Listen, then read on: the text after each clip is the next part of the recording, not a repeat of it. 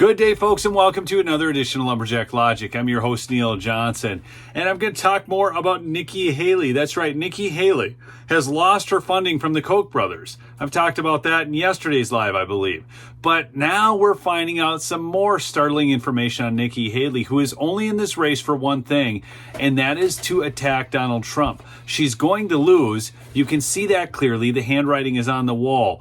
But now we have this. Nearly half of Nikki Haley's voters in the South Carolina open primary voted for Biden in 2020. So here she is trying to claim, 40% is no small number.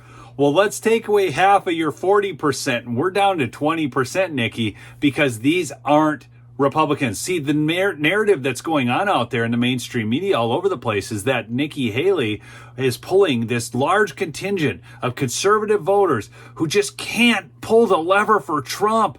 I mean, he's just too much for them. He's too bombastic. He's too rude. He's too whatever. And so somehow Nikki Haley is tapping into that. No, I'm not denying that there's some people out there who are like that, but it is not the numbers that they are purporting.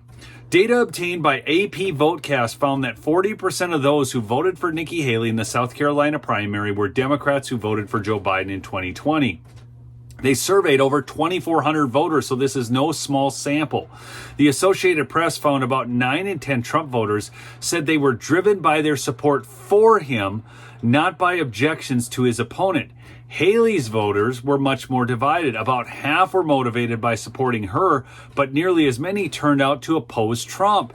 So even if you took and you said, okay, so there are 20% within the Republican Party who would vote for Nikki Haley because they just love this woman. She's so likable.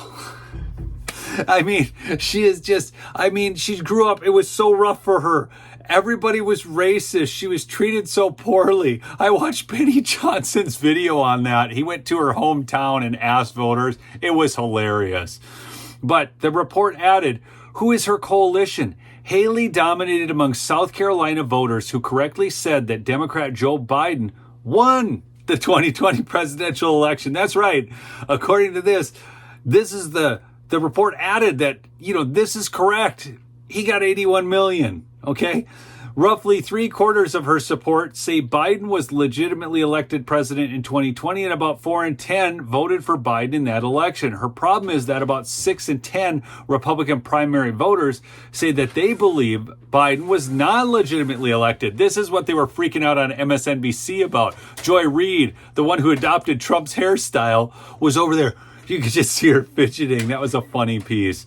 But a poll conducted ahead of the Iowa caucuses by NBC News, the Des Moines Register and Iowa pollster Sizer and Company, had similar results and found that Haley supporters in Iowa were twice as likely to vote for Joe Biden as Donald Trump.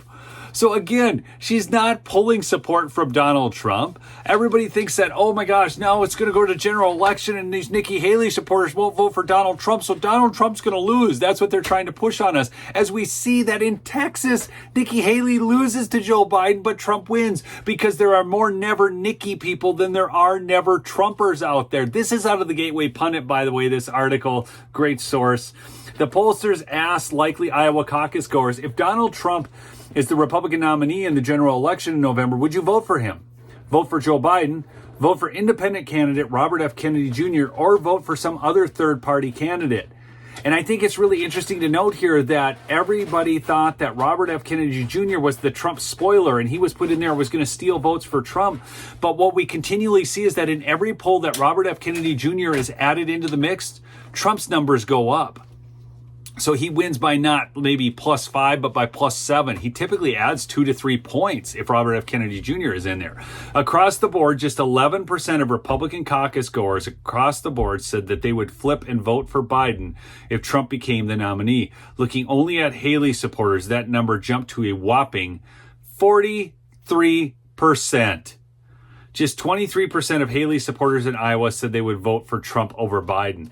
And those numbers aren't even accurate, people, because back in 2016, I was like, man, I wanted Ted Cruz. I was like this never Trump guy.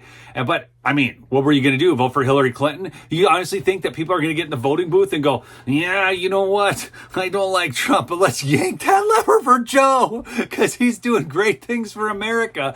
No, when it came down to being in the voting booth, I had to look at the stark choice between Hillary Clinton, which was the evil I knew, and Donald Trump, which I had questions about, and turned out to be the best vote I had ever cast.